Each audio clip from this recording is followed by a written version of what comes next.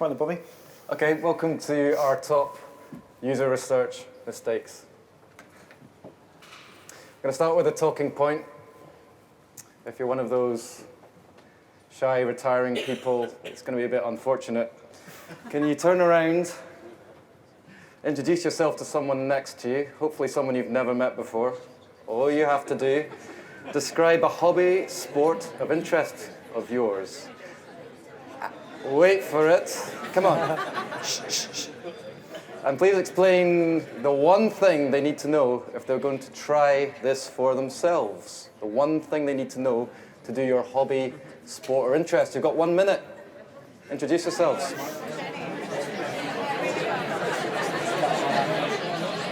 By hand.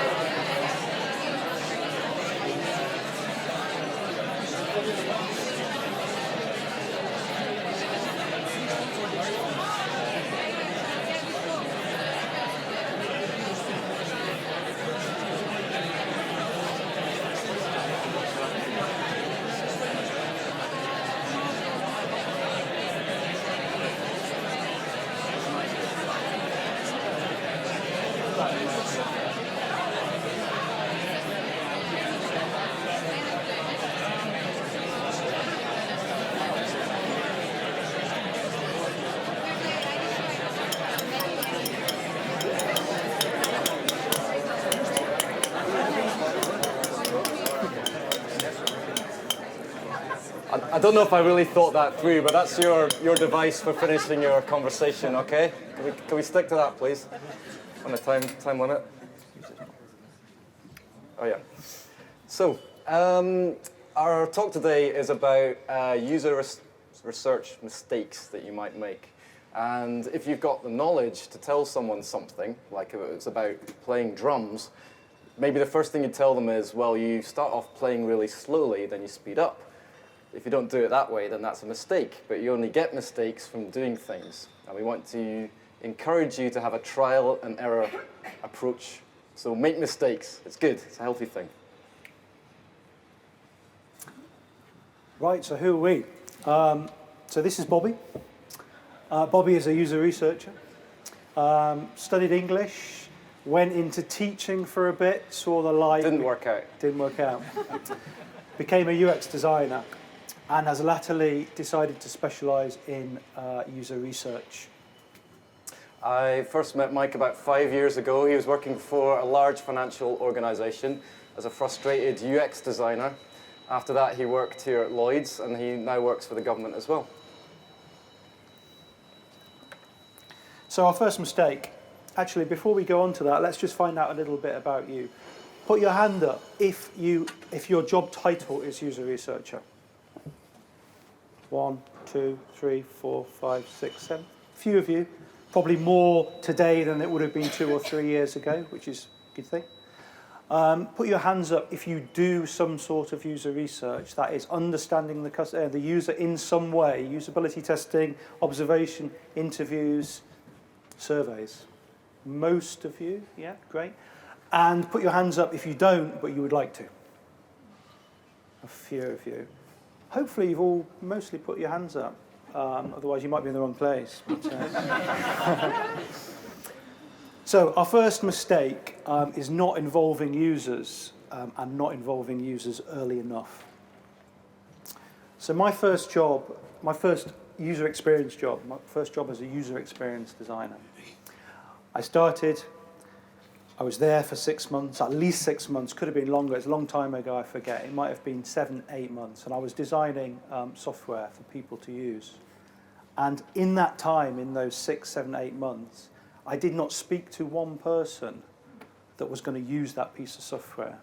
I did not hear from one person that was going to use that piece of software. And my job title was user experience designer. So my advice to you, I'm sure you've probably all done this. You'll be wondering why that's the case. I'll tell you in a minute. If your job has got user in the title, go out and meet users if you've not already done it. If you think you represent in some way the user within your organisation, go forth and meet users and do it again and do it again and get into the rhythm of doing it, even if you feel that you're not ready to do it. I think we need to get away from this mindset of thinking that something has to be finished or finished to a certain level before it's put in front of users. Get those dates in the diary, put whatever you have in front of them. So that is my first and most heinous mistake, I would say. And the reason for this was I was in the development arm of the business, and there were more important things for me to do, such as feed the agile development beast. This is what my job was seen as doing. It's a bit of a maturity thing in the organisation I was working for. If you find yourself in the situation, create some space for yourself, get users involved, and the first thing that you're likely to do is to run something called a usability test to see how well users can use the product that you're creating. But this is just the start. It's just the tip of the iceberg. I'll hand you back to Bobby to tell you more. I think the cookie's a metaphor. I think that's for the product or something like that. I can't remember. Yeah. So the next mistake is going straight into prototyping. So I've done this kind of thing for companies over the last couple of years. Hi, we need some help with the design. Design in people's minds is what you see on Behance, is that how you pronounce it, or Dribble or something like that, beautiful interfaces. And I've done the kind of work where I knock up a run of screens which fits their idea of the product, and I find a human to test them on. And if you in the audience, if anyone there has hired me to do that, I should probably give you your money back. I'm not going to. It's complicated. But it ultimately doesn't lead to good products because you should start with human beings and their preferences, habits, and philosophies. And you'll do that by sitting down with them and talking to them without a prototype in front of them. Otherwise, it's not that hard to put a prototype together, and it will capture only assumptions about the people that you want to sell your product to or use your service. You should really start with the human beings and work out from there. Mistake 2. Yep. So our second mistake, we've entitled Going Solo. So again, this is going back quite a long time. Okay, so I was employed as a usability specialist. You don't get usability specialists anymore. That kind of dates it. And it was my first big piece of user research, and I was tasked to go out to 20-odd small, medium enterprises to learn about their business operations so we'd design and develop better solutions to support that. So like an explorer, I went out and went around the country and visited these businesses to learn. And there's a number of reasons why you might do this. You might go out on your own. And all these applied to me, I think, at that time. You might be asked to do it. You might be asked to go out on your own. You may think you need to go out on your own. So I thought I'm the researcher, I'm the person that's been tasked with the research. It should be me that's going out to do that. And you might even want to go out on your own. So particularly if you're new to an organisation or to a project, you might be a little bit nervous about taking somebody else with you, because what if you make a mistake? What if you make a fool out of yourself? However, there are some very, very good reasons. And so if I'm in this situation now, I'd be very reluctant to go out on my own. I would try and find somebody within that organisation that could come out with me. And there's some very good reasons why you should involve other people and try to involve other people in user research. The first one is that there are many things that you don't know, especially if you're new to an organisation, especially if you're dealing with a product in a domain of reasonable complexity. There'll be lots of stuff that you don't know. Some people see this as a virtue. I'm not sure I quite buy that. So my advice to you would be take somebody that knows more about the domain than you do. Take somebody that's been in the organisation for longer than you do, because they'll help frame your understanding when you're out there doing user research. By the way, this doesn't just apply to if you're going out to do user research. This applies equally to if folk are coming in and you're doing usability testing on your product. Again, get as many people involved from the organisation that you're representing as you can. The second one, I think your job as a user researcher is to try and reduce the distance between the people that are going to use your products and services and the people that are making decisions within the organisation that impact the ultimate end user. And the best way of doing that is to get as many people involved. So I'll give you an example of this. A recent contract that I was in, we did a round of user interviews, and I invited people from the team to listen to those user interviews. And then a couple of days later, the head of function, who was formerly pretty a skeptic, shall we say, didn't really see the value in user research. Suddenly, I was hearing that he was no longer a skeptic, and he'd actually come to embrace, what this approach could bring. But I'd not said anything. So what had happened? Basically, one of the people that had come to watch that session had a water cooler moment with him, where they raised something interesting and unexpected that happened during that session, and he had kind of had a little bit of a eureka type moment. It was obviously something that clicked. And it was kind of, of course our users will see things this way. And it was a bit of a moment for him. So that wouldn't have happened had we not extended the invite to people to watch within and get involved in the research within the organisation. Thirdly, it makes your life easier. So a second person can take notes, a second pair of eyes, and also the second person can also counteract your biases. Because yes, even user researchers, believe it or not, have biases. So ultimately, it makes your research better. And depending on who you go with, it's more fun. It's usually more fun.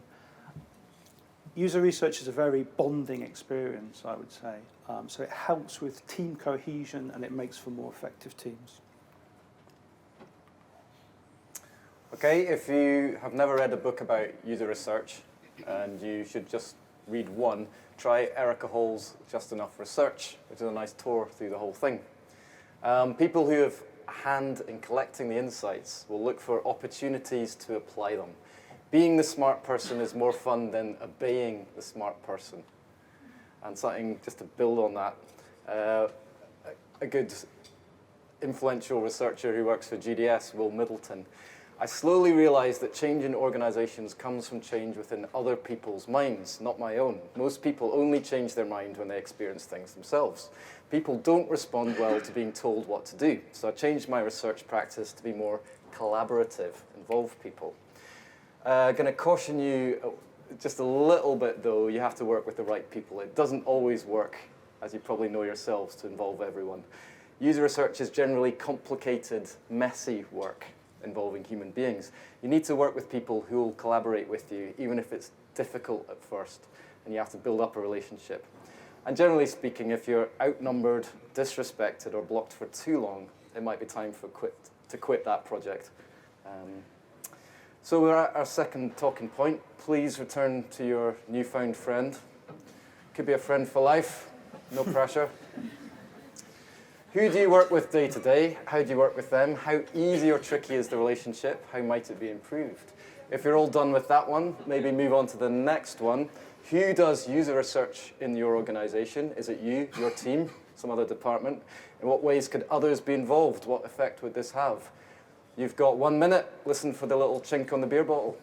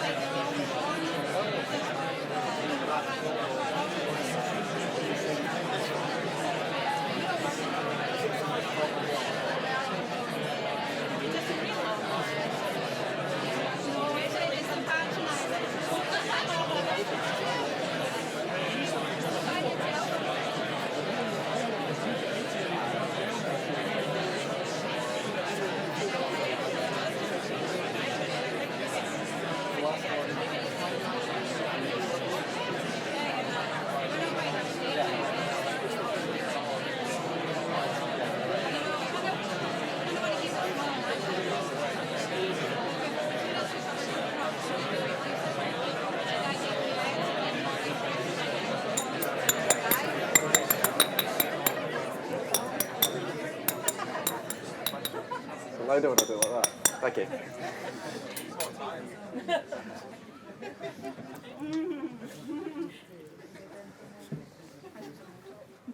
So on to our third mistake, which is called being a purist. So there's a couple of elements to this. The first one is about method, or methodology. So it's about believing that there's one right way to do research. And I've heard this, so I should say, I don't think it's necessarily a mistake. That, well, maybe we have made it once or twice, but it certainly is something that we've observed from both sides of the kind of qualitative and quantitative divide, that, you know, this is the right way to do research. If you don't do this type of research, it's not real, it's not proper. All research methods have their place, and the selection of method will be based on a number of different things. So perhaps most obviously, what is it that you want to find out? So if you want to find out how many people are visiting a particular page, you'd use analytics. If you want to find out why more people are not visiting a particular page, you might do some one-on-one sessions, interviews, and usability testing.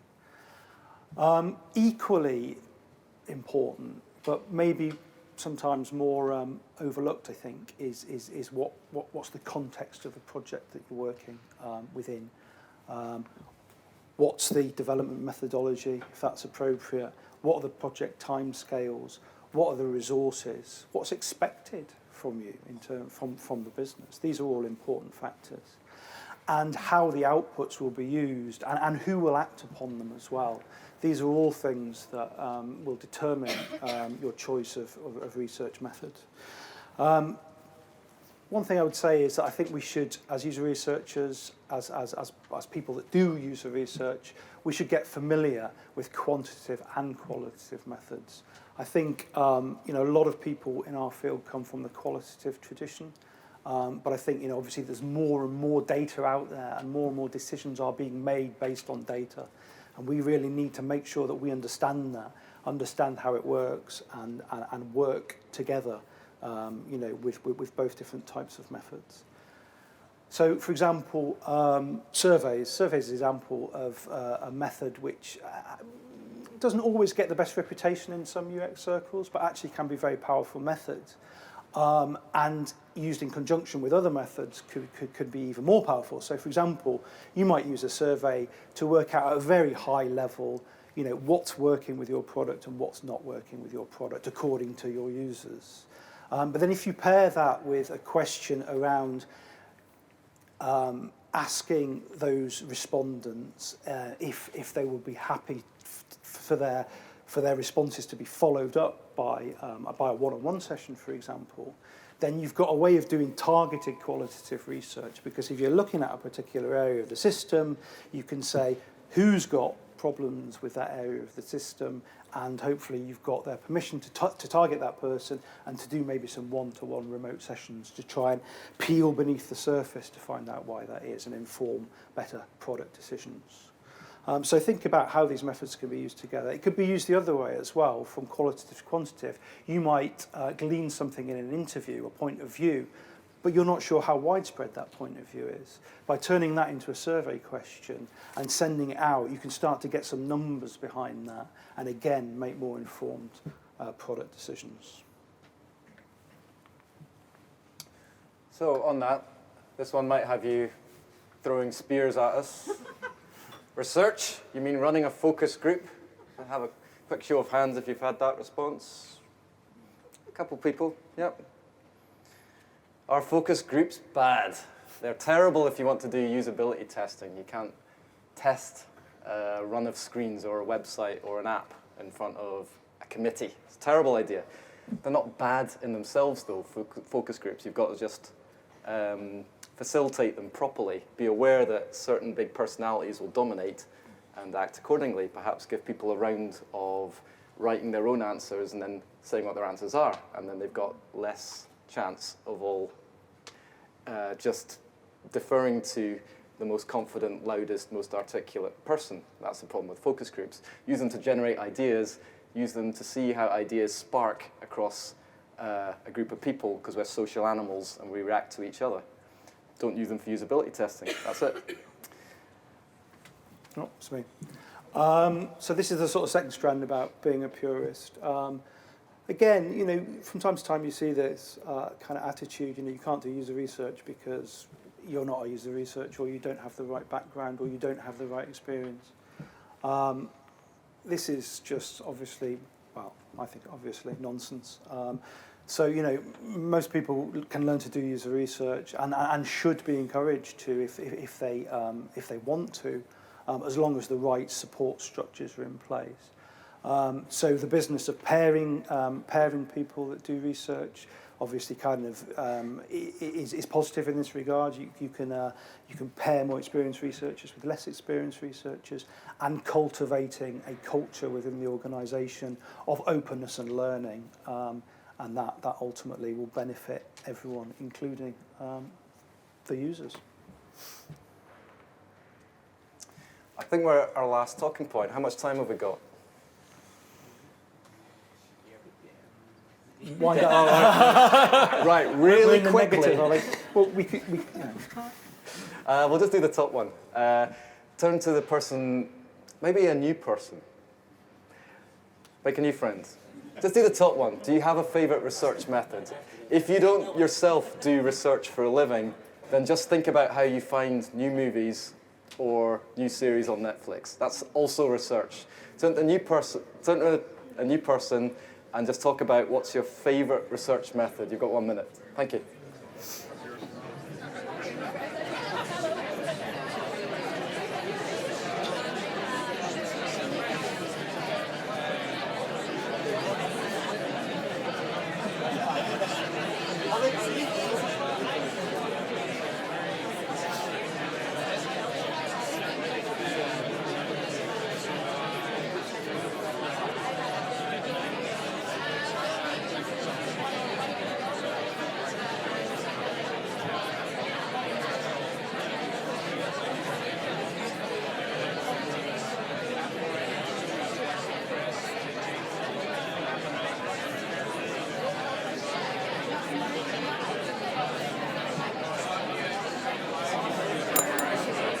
Maybe this end was better.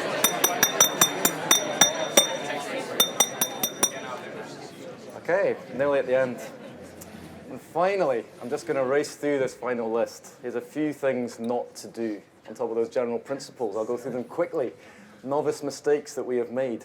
First one is screwing up the consent forms. Consent's really important if you're doing any kind of research. Keep people anonymous and make sure that they're consenting to what you're doing. Bring the right copy, bring the right consent form, bring twice as many as you think you'll need, store the completed ones properly, delete them with a time period. Second one, not protecting privacy. The person you interviewed is called participant 4. They're not called Fred from the council. Don't call them that. Talking about the research on the train home. You might spend weeks trying to persuade colleagues to take an interest in your research, but when you're on the train talking about your research, people will turn around and chip in, especially if they know the organisation you've just been speaking to. Let's just leave it at that. Don't do it. Underestimating your time frames for research. So a rule of thumb, planning takes weeks, research takes hours, analysis takes days. Leave enough time for it. And finally, putting too many details into your interview script. Keep it simple, let them talk, get good results. And I think that's the end. Yep, so just to summarise, our top research mistakes: not involving users early enough, going solo, being a purist. Don't make these, go out and make your own. Okay.